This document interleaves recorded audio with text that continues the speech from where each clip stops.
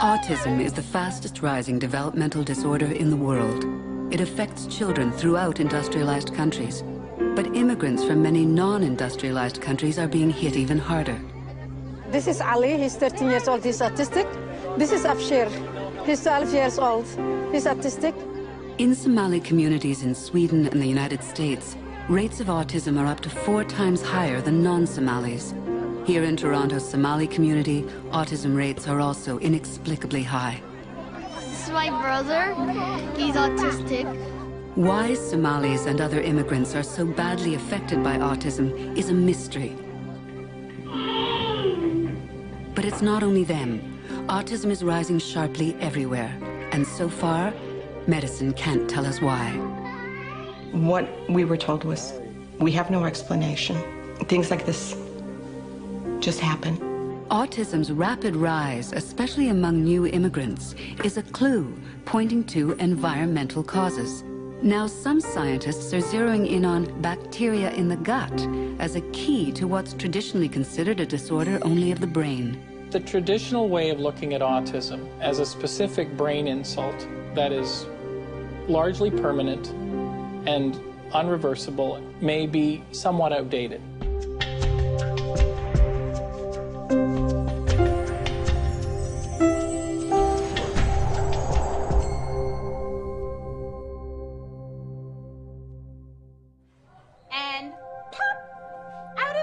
Right now, all that most doctors will recommend for this puzzling disorder are behavioral therapies like this. It's a toy. We're playing with the toy. This is how we play with the toy. Autism is a spectrum disorder, so you can be a little bit or a lot autistic. There's no typical case and no prescription for handling it. 50 years ago, autism was considered rare, affecting only 1 in 10,000 children. Now, rates around the world range from 1 in 147 in parts of Europe to a shocking 1 in 38 in South Korea. The rate in North America is 1 in 90 children. If you continue this up, then eventually, about 25 to 30 years' time, you get autism as the norm in an American family rather than a rarity. The outlook might be even more bleak for children of immigrants. Studies in Europe have found higher rates of the disorder amongst children of immigrants from Africa, the Caribbean, and Asia. So much so that Somalis have begun to call autism the Western disease. Researchers are wondering what it is about their new environment that seems to trigger this disorder. Hi, baby. How are you? Say hi. Say hi. Okay, let's go home. Adar Hassan lives in Toronto. She has 4 children. 2 of them, Abshir and Ali, are autistic. They both started out as normal babies. The first year of his life, I would say, was as normal as you can be, even more normal than my 2 previous children. But suddenly something happened. It all started after Ali was treated for recurring ear and chest infections with multiple courses of antibiotics. He started, refusing coming near me. He started crying all the time and going under the table, things like that. He began walking his toes and refusing to eat food, just want to drink, cow milk. He was having a diarrhea, 10, 15 times a day. And his eyes, it's not even there, he's like another world. And no one helping, going this doctor after another doctor and after another doctor. How many doctors I've been when I was struggling with Ali's condition? No one helps. You want to go outside or you want to play? 70% of children with autism also have gastrointestinal symptoms, and the severity of their gut problems is highly associated with the severity of their autistic behavior. You want to feed Cookie Master? Like many parents, Adar noticed her boys only wanted to eat carbohydrates and dairy, and she found that limiting those foods made a big difference.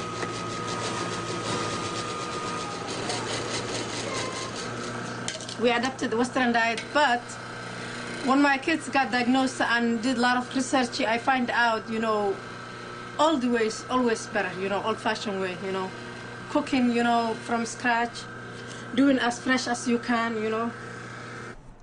Abshir and Ali have fewer health problems now, and they focus better and are less hyperactive.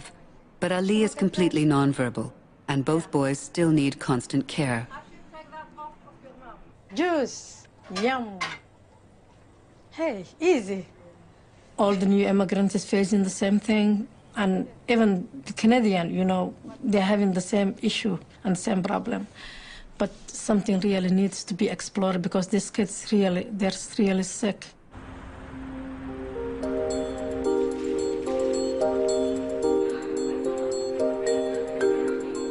Adar's search for answers brought her and her friend Idman here, where desperate parents are looking for anything that might help.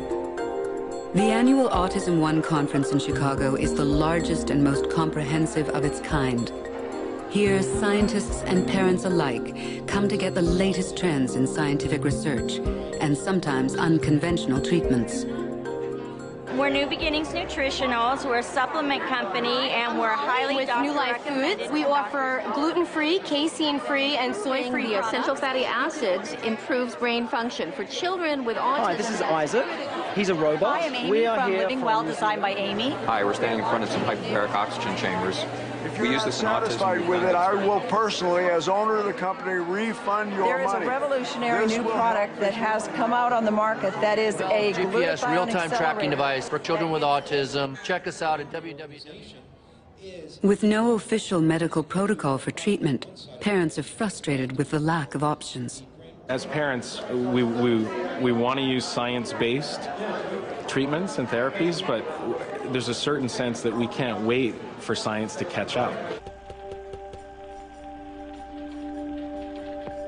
The term autism was first coined in the 40s and was thought to be the byproduct of cold, detached mothering. And so the term refrigerator mother was born, and with it a heartbreaking trend in blaming the mother that would last for decades. From there, the culprits have been everything from nerdy parents to pollution, to television watching and food allergies. As statistics on the disorder have grown, so have theories. Mr. Wakefield, thank you very much indeed for... The most contentious of these has been the suggestion that childhood vaccines are causing autism. Andrew Wakefield's 1998 study, published in a prestigious medical journal, launched a 13-year avalanche of controversy throughout the world. Even after Wakefield's methods were discredited, vaccination rates suffered a steep decline. No regrets, Dr. Wakefield. No regrets, thank you. Study after study has found no connection to autism, but vaccine theories, and Dr. Wakefield himself, still have followers. Okay. I'm a big fan.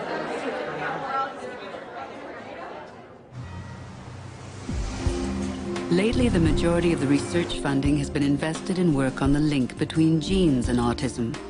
Dr. Stephen Scherer heads the Autism Genome Project at Toronto's Sick Kids Hospital, part of an international consortium of researchers.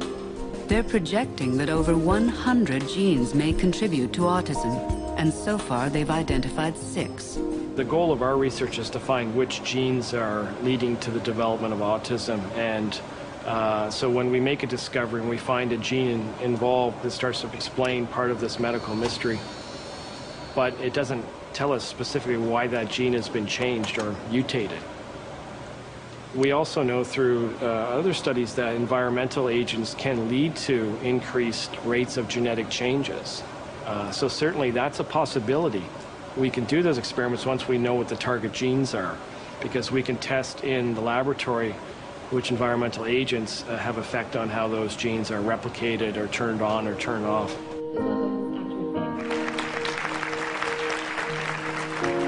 Back at the Autism One conference, Dr. Derek McFabe is just beginning to attract attention with a new idea that ties environmental factors together. He thinks the gastrointestinal problems of many autistic children are a major clue. His unorthodox message is gaining ground in the scientific community and speaks to the experience of parents. Thank you very much. You have a huge bacterial population in your gut, and when you eat, you feed them. And what they produce has profound effects on behavior. When you really look at the research, Infection and gastrointestinal infection and antibiotic use seems to be one of the underappreciated but rapidly emerging causes possibly for triggering or worsening this disorder. Get propionic acid out of the brain. This is our hypothesis. So by not eating carbohydrates, it may be a reduction in feeding these bugs to make it. Also at Autism One is Dr. Martha Herbert. She's a Harvard professor and pediatric neurologist who specializes in autism and how conditions in the body affect the brain. She also sees autism's connection to gut bacteria.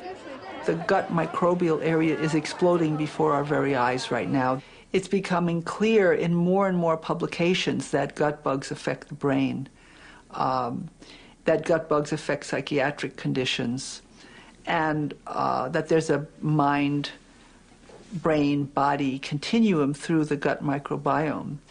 And so I think it's more plausible than we ever could have imagined that gut bugs may profoundly affect brain function and behavior, including for autism. So this may be one of the reasons that particular diets that seem to be... The gut bacteria theory reinforces what Adar has seen in her son's responses to different diets and in her community's high incidence of autism. It doesn't surprise me to hear that if you shift a population from Africa to America or Canada, that you get a shift in disease profile, and that would include autism, potentially.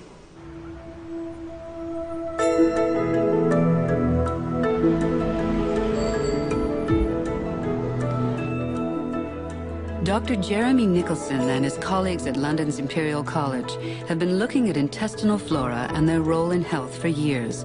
Metabolites, which are the products of the processes of the human body, reveal a great deal about how an individual's body is working. One of the easiest ways to study metabolites is by looking at urine.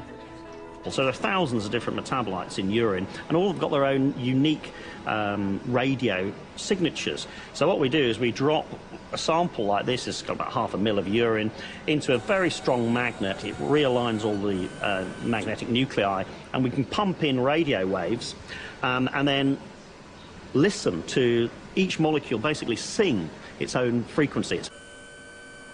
Dr. Nicholson became interested in the mystery of autism a few years ago and launched a large-scale study of urine from autistic children, their non-autistic siblings, and healthy, unrelated children. Matt, hi. Hello. How is it going? So we say we have some more tweaking to do, just of the hardware, really. So, I've had a good idea for a change. Absolutely, yeah, yeah. The question was there anything about autism that made it different to normal? And so we profiled a number of children. We found they're actually quite different in many different respects. One of the most interesting being that they have significant differences in gut microbial metabolite profiles, implying that the gut microbes inside them were working somehow in a different way to normal children. Dr. Nicholson has found that diseases have changed in the Western world in the last 60 years, and that increased rates of certain disorders, like autism, correspond to a country's level of industrial development. Since the Second World War, we really entered the modern age of technology, and with that has brought us the blessing of McDonald's and all the other things like that, and all the highly processed foods. It's also brought us antibiotics. About 2/3 to 3/4 of American antibiotic production is used in livestock. They are not designed to eat grain, they're designed to eat grass. And the grain, basically, to put it crudely, gives them acid indigestion, which you kill off with the antibiotics. And then the antibiotic affects them, gets into the water supply. We started using a lot of pesticides and chemical fertilizers. We've used a lot more corn, which has omega-6 fatty acids, but not omega-3. We use a lot more refined foods and processed foods, which don't have as many nutrients as they did in their fresh forms. So I think that there's a relationship between food policy and vulnerability to autism. So we've changed more phenotypically, more in terms of our biological signatures, our biological makeup, and our lifestyle in the last 50 odd years or so than we have probably over all our time since the Ice Age. Right, that's a giant change in our biology, so it's bound to have a whole series of consequences. And one of the consequences, we think, is that the microbes, the fundamental activity of the microbes and the composition of the gut microbes has changed. Norwegian microbiologist Tor Midtvedt has pioneered research into how gut microbes influence health and early development. In fact, Scandinavian researchers have been leaders in finding critical links between the gut and the brain. And now, finally, their ideas are starting to catch on. And now the focus is in the GI tract, and I'm very pleased with that. It should have been done decades ago. In his work at the Karolinska Institute in Stockholm, he's been studying gut microbes for the past 40 years. He's found that, put together, they make up the most biochemically active organ in the body. If you take the size of the cell, your cells are at least 100 times greater than any microbes that are within you. But if you take the number, then it is the other way around. The microbes, and most part is in your gastrointestinal tract, are outnumbering you with at least 1 to 100. As soon as we are born, trillions of bacteria in our guts begin to form. This is called the human microbiome, and it's one of the densest microbial communities on Earth. And when they are established, then you have a long-term effect of establishment. For each of them can switch on and off genes in your cells, and each of them may produce or may not produce some of the compounds that will act upon you. One of the keys to normal development is acquiring the right microbes during critical windows of childhood growth. So if, for instance, a child were to acquire an abnormal set of microbes, or let's say a hostile set, it is possible that the metabolic development of the child is impaired, and that could include brain development. The important thing to remember in this context is that the development of your microbes from the time you're born, it takes about 3 years to get a sort of adult set of microbes. That's exactly the time course over which synaptic development occurs in the brain. You're making all your brain connections. They're pretty much completed by the age of 3. A disturbance in this early microbe establishment might explain some kinds of regressive autism. This devastating phenomenon is when a child develops normally for up to 3 years and then inexplicably retreats into their own world.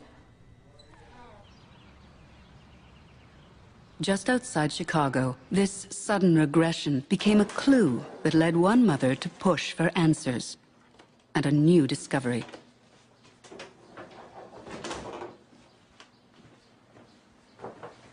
This is Andy at 1 year old.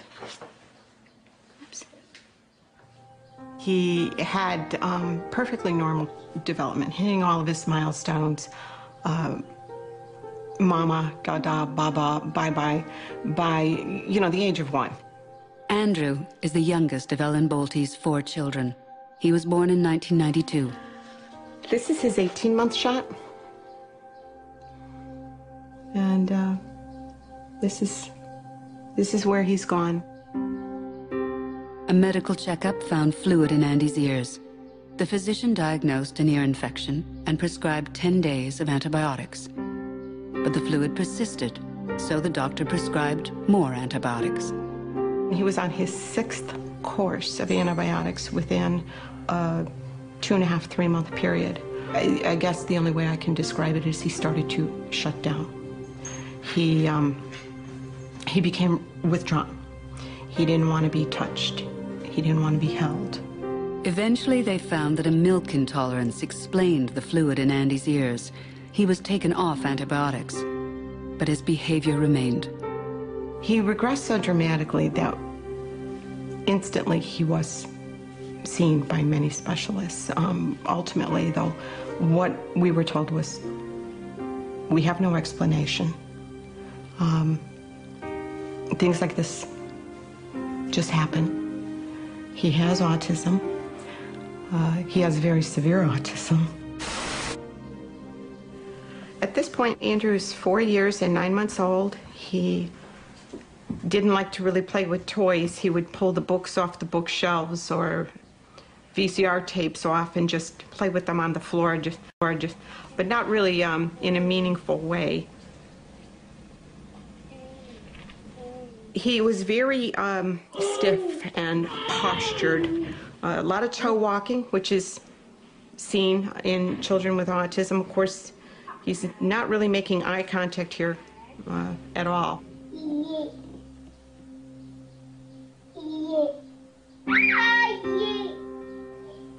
He had no language at this point, just he uttered noises. Mostly he uttered E, E, over and over again.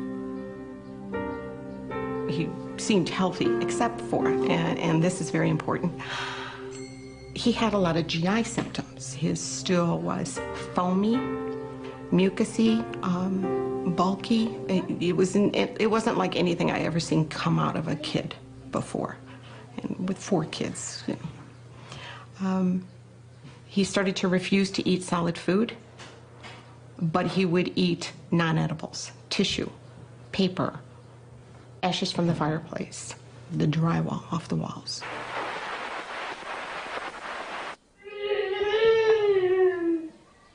Ellen's biggest fear was that the developmental window for Andy to acquire language was quickly passing. She had to do something.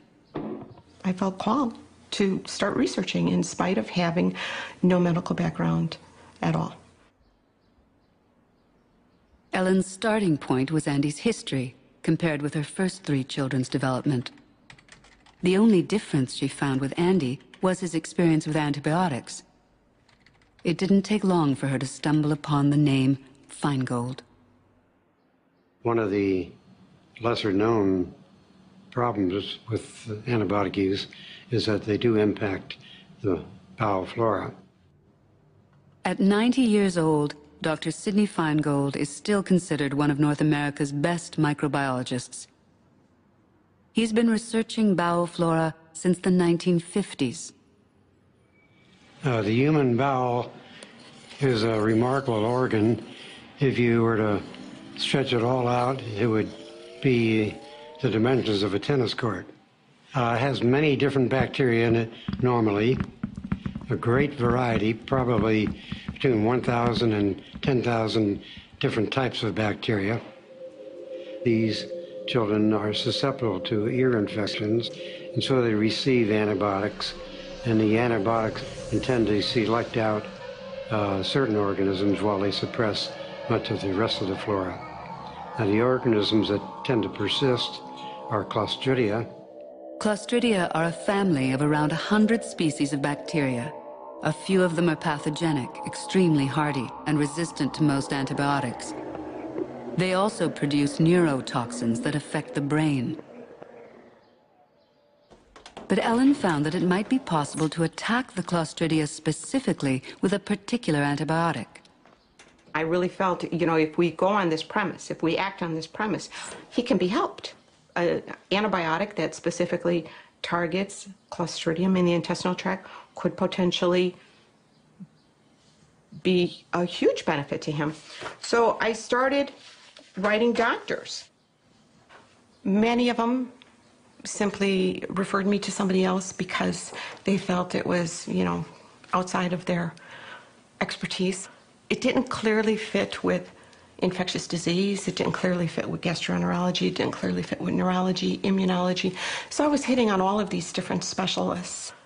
After 15 months and 37 doctors, Ellen found a gastroenterologist who agreed her theory should be tested.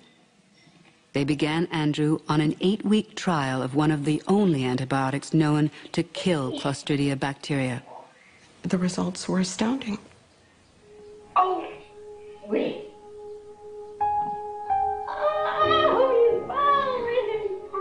Within a matter of just a few weeks, he became calm. He was aware of his environment and responsive enough to begin potty training, which was instantly successful. Good boy! He's now beginning to play with toys. He's leaving clothing on. Yes. Yes. That's your new word, huh? Yes. And no. No. Good boy. Good thing. No. Oh, good boy. He's putting puzzles together. Does them all backwards. He did his name backwards. He's doing these all backwards. Oh, nice kisses. More kisses? That was the end of the 8-week trial. Dr. Sandler on the spot said, well, we need to test this with more children.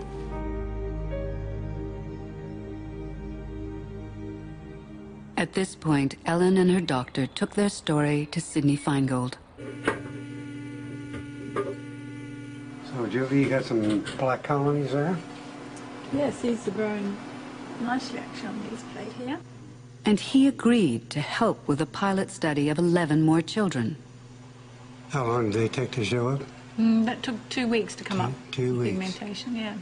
I've always felt that bacteria in the gut do things other than cause infections of the classic type. There was never evidence for it, and here was an opportunity where, even based on that one initial patient, Ellen Boldy's son, it seemed very logical that bacteria in the gut played an important role. Sure enough, Dr. Feingold found Clostridia in higher amounts in the stools of the test children, and that 80% of them improved on the antibiotic vancomycin. But there was a catch. In a hostile environment, Clostridia produced spores, essentially going into hibernation. Actually, spores are resistant to all known antibiotics. There isn't an antibiotic that I'm aware of that can kill a spore. Now, I was very concerned that even though we had treated the bacterial cells, I knew that spores remained.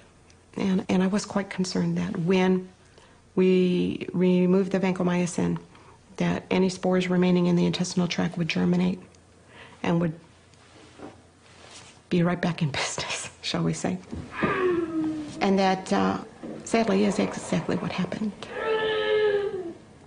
So, you know, there was a lot of very important skills that Andrew was able to maintain, but the behavior, the screaming, the irritability, the don't touch me, I don't want to look at you, the walking on his toes again, repetitive behaviors, those pretty much all came back. Ellen co-authored a paper with several doctors on the results of the study, and in 2000 it was published in the Journal of Child Neurology. The paper didn't cause the stir in the medical community that was expected by its authors. Though several researchers have since replicated the finding that autistic children have higher levels of Clostridia in their gut, doctors have been slow to pick up the gut bacterial link. I think we're going to have to do quite a bit more to convince people that are not infectious disease trained or trained in microbiology that bacteria can really do these kinds of things and that they can be controlled. The medical community may also have ignored Ellen and Dr. Feingold's paper because it was thought to be promoting wider use of vancomycin, which is a drug of last resort in the fight against antibiotic-resistant bacteria. But there were other issues at play as well. When the results of that study were released, it seems like what everybody focused on was the fact that the children regressed. And I acknowledge the children regressed, but that is not the point. Why did that happen? Why did they get better? Could it be a neurotoxin-producing bacteria in the gut that was suppressed by antibiotic treatment? I think that that's a valid question, and I think it's a question that has not been answered in 11 years since we published that paper.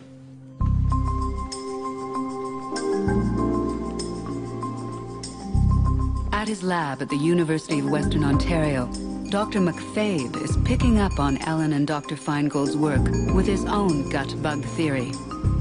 I was aware of the paper by Dr. Sidney Feingold in UCLA showing unique populations of Clostridial bacteria in the digestive tracts of these children with regressive autism. Dr. McFabe realized that one of the byproducts of Clostridia is a short-chain fatty acid called propionic acid.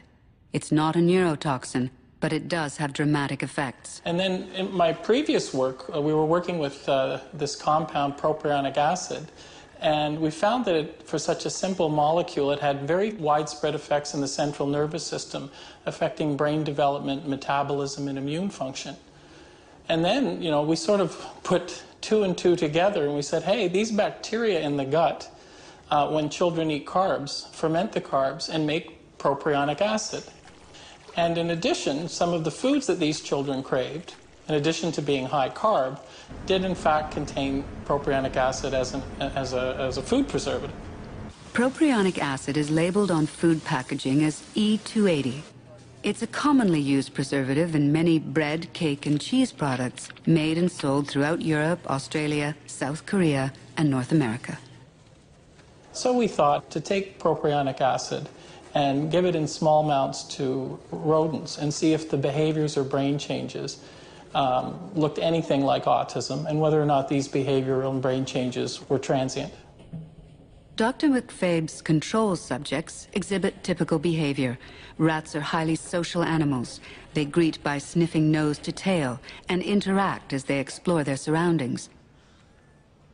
But when a propionic acid solution is introduced, this all changes. What we noticed remarkably within 2 minutes of putting this propionic acid in, this animal immediately starts exhibiting some very peculiar behaviors. Obviously, he's hyperactive and moving very quickly, and then repetitive behaviors. Here you see an abnormal posture of walking with a hunchback. And it's an unappreciated part of autism in that patients often have toe walking, abnormal posturing, arched back. So now we'll place another animal that's been given propionic acid. And a peculiar thing happens. They show none of the normal social greetings of two rodents seeing each other. A video tracking system records and compares the obsessive and antisocial PPA-treated rats with the normal rats. Other experiments showed responses such as rigidity and object fixation, and the intriguing fact that the effects of PPA wear off. So now we're about a half an hour after we've exposed these two animals to propionic acids, and their behavior afterwards reverts back to normal, and it's a fat, so it's burned through metabolism. The animals become more social. Usually after their escapades, they tend to just go back to sleep. So again, we have a reversibility of hyperactivity and a reversibility of social behavior. The autistic-like behavior of PPA-treated rats was compelling.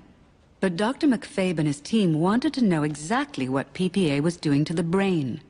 So do you have the lipids on the PPA rats? Yes, here it is. This is what the final product looked like. When I finish this analysis, we'll be able to quantify whether or not there's any alteration in any of these components. Brain fat composition is intertwined with behavior. So Dr. McFabe is working with lipids expert Dr. Ray Thomas, who's been examining PPA's effect on lipids, the fats that fuel brain cells. What we've found is that when we give propionic acid, which is a metabolite from enteric bacteria, it has the propensity or the potential to alter brain fats. They alter the omega-3s, the omega-6, the saturate level. And these alterations that we've found in the brain is closely related or similar to what has been reported in the blood of autistic patients. What we've shown is that with propionic acid, you get a fast change.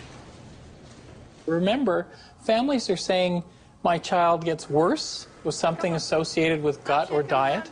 And sometimes when I make manipulations with diet or gut, my child gets better. We wanted a model that gets worse and better.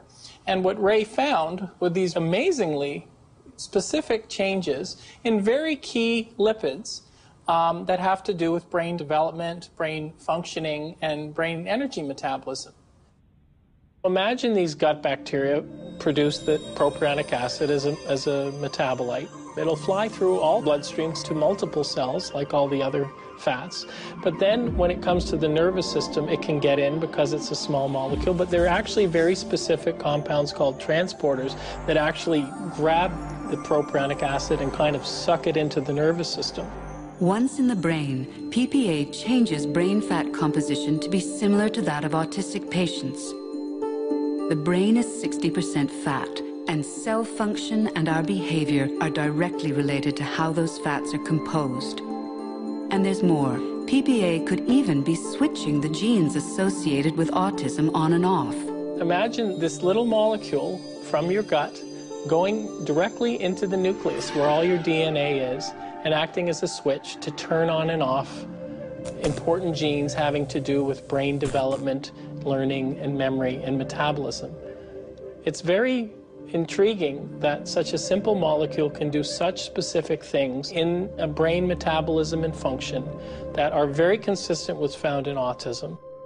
So far, there are no studies showing that PPA or E280 isn't safe for adults when used as a preservative.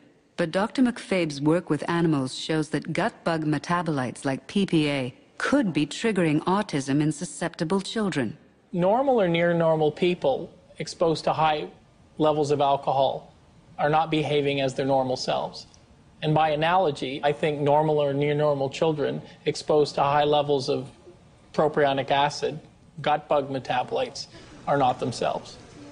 By removing the propionic acid, by either getting rid of the bug that makes it, not feeding the bugs that are there, healing the gut, or using compounds that help break it down, that will be the approach of treating this disease. Yes? Oh, pop, pop. Oh no. It's painful, to be honest. It's painful to watch it because we were so close. I really think that we were so close a decade ago to fixing this, but no one would listen.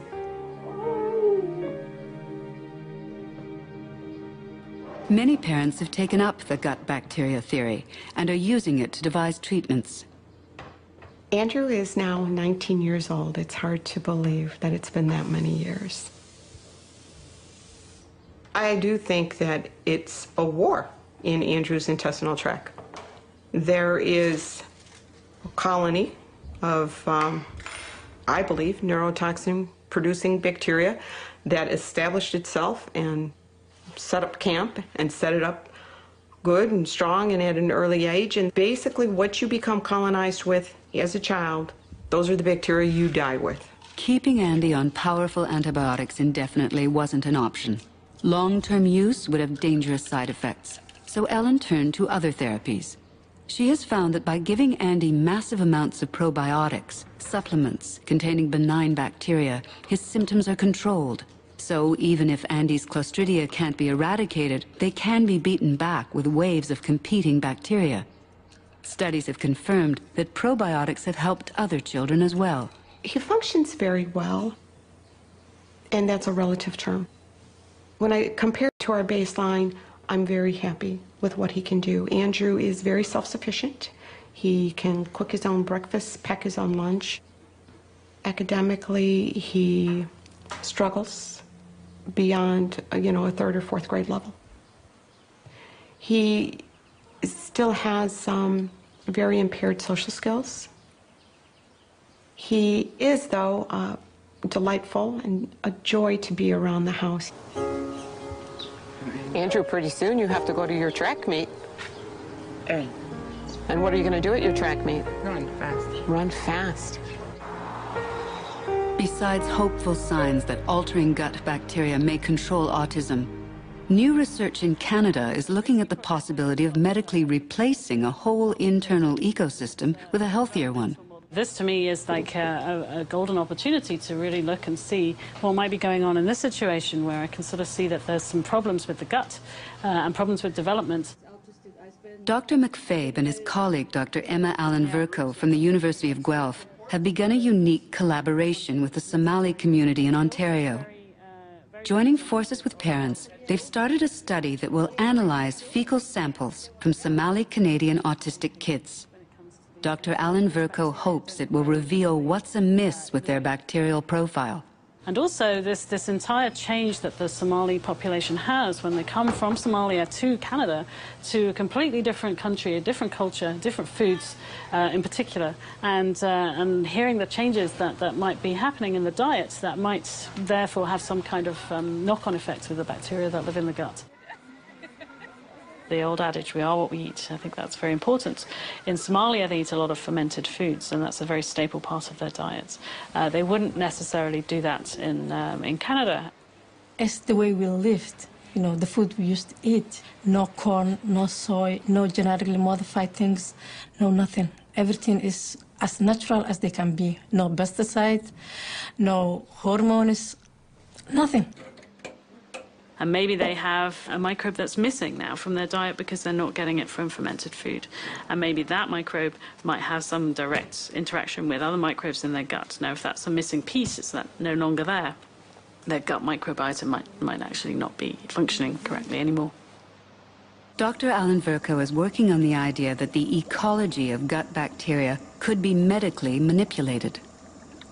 Over here we have the RoboGut, which is a very sort of coined phrase for our artificial gut system that we have here. Now here we're able to actually recapitulate the environment of the human gut, which enables us to culture some of the organisms just by growing them with their friends, essentially, as part of an ecosystem. Dr. Alan Vercoe approaches her work as an ecologist, using the RoboGuts to create whole microbial communities, then manipulating them to see what happens to the stability of the ecosystem. It's an ecosystem that is incredibly diverse, in fact, probably one of the most diverse ecosystems on the face of this planet. And I liken it to a rainforest. Everyone knows what happens when you start stripping species out of an ecosystem like a rainforest. You end up with a barren sort of landscape, and really the ecosystem just kind of crashes.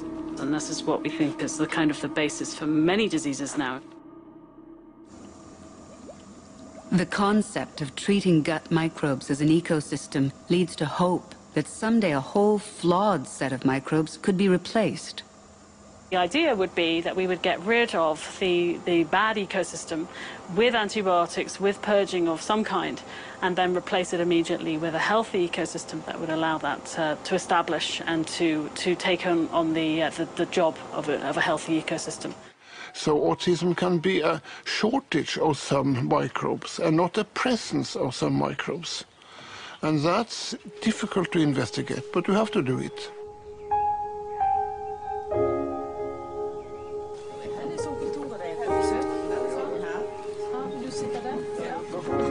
In Bergen, Norway, practical work in devising therapies for gut-related autism is becoming a science. And it can be seen in Tor Midtvedt's own family. Dr. Midtvedt's nephew, Lars Østlund, and his wife Britt have 2 sons. The younger one, Eric, is autistic. How old was he when you first made the diagnosis? He was 6 years old when he got the diagnosis. Okay. But since he was 2.5 or something like that, he started to slip away. We didn't feel that we really had contact with him. But that was after he had some stomach illness when he was about 2.5. Today there is another visitor besides Dr. Midtvedt, Hanna Bjorg, a biochemist. Bjorg gave up a successful career in banking to study how to treat autism biomedically. Well, the history of why I'm working with autism at all is that I have 3 children that also have needed a lot of help. And we went through 17 doctors here to try and get help for the children. And none of them could help the children. So, Hanna, what do you think about this test? Bjorg traveled to America to find answers and was able to improve her children with what she learned. She decided to bring that knowledge home to Norway. Bjorg co-founded a clinic in Oslo, one of the first in Europe. Its mandate is to treat autism by treating the body. It's an idea that is still relatively new. The official statement is that in Norway is that autism is not treatable.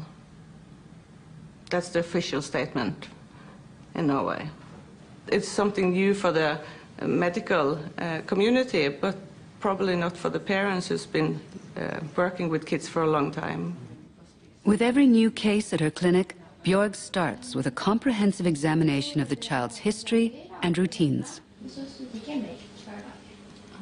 We always have a 7 days period where the parents tell what the children eat, how they behave, reports from the school, and how they sleep, and with that as a base, we go further and do some medical examination of the child. One thing that we see is that on the vitamin side, it looks like some of his values has gone up quite a bit. And it's interesting to see if that has any relation to his bacterial status or not. In consultation with experts like Dr. Midvit, Björg runs tests investigating gut function. Then she makes careful alterations in diet while monitoring the child's bacterial flora and behavioral response. We normally start with milk and wean them off that and take away all the different products that have milk in it, which are a lot. And then you do the same with gluten. We met Hanna and her colleagues in Oslo, and we realized that what we thought was without gluten, without milk, without corn, really wasn't. So I have to make all the bakery myself, and I also we had also to divide the kitchen in as one gluten-free place and one with gluten.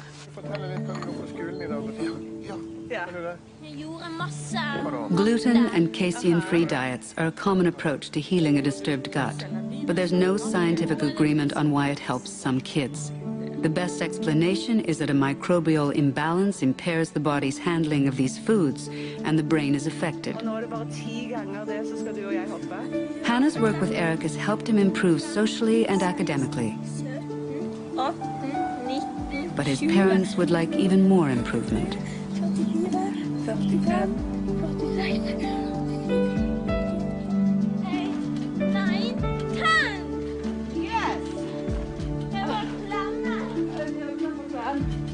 It's very important that the parents fight for their children and that they are a team together with the doctor and the advisors, because it's the parents who are closest to the child. So the parents can then tell the doctor how the child is developing. There was a carefully conducted clinical trial of a gluten-free, casein-free diet, and after the better part of a year, they had to close down the placebo arm because the kids on the diet were doing so well. To most people, the idea that someone could get over autism is completely inconceivable because they believe that autism is a lifelong immutable condition wired into the brain that cannot be changed. And I've come to the conclusion that there really isn't evidence to prove that assumption. What's this? 5 minutes. Yeah. Cool down. That's your cool down. Opposite of exhausted is. Opposite of exhausted is have energy. Have energy means? Can keep going. What's this up here?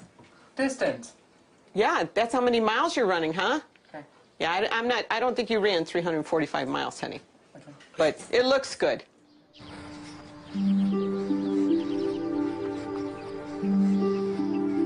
I cling to the hope that research is going to be done in time and that he'll be able to receive treatment and that he will be able to still respond due to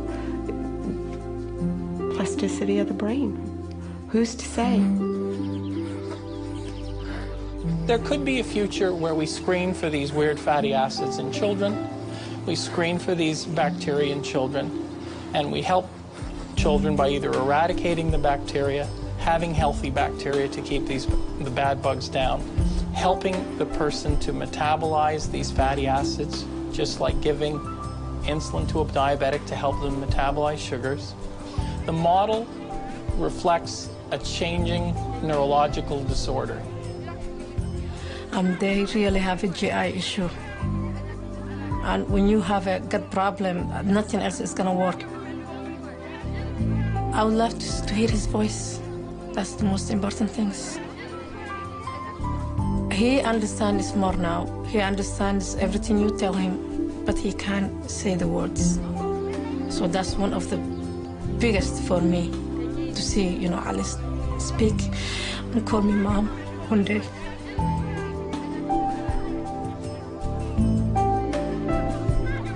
As the evidence grows that disturbances in gut microbes at critical stages of development are linked with some kinds of autism, and with scientists studying the exact mechanisms of how these microbes affect the brain, there are signs that the condition is treatable and even preventable. Until fairly recently, we assumed that, or we just didn't really give the gut microbiota any thought whatsoever. And we just thought of it, we knew that the bugs were there, but we thought that they were just benignly there because they ate the waste products that we couldn't eat, and so why not? The finding that they're actually there and they're important and they're doing something that is contributing to health is a fairly new realization. We're already at the dawn of realizing that.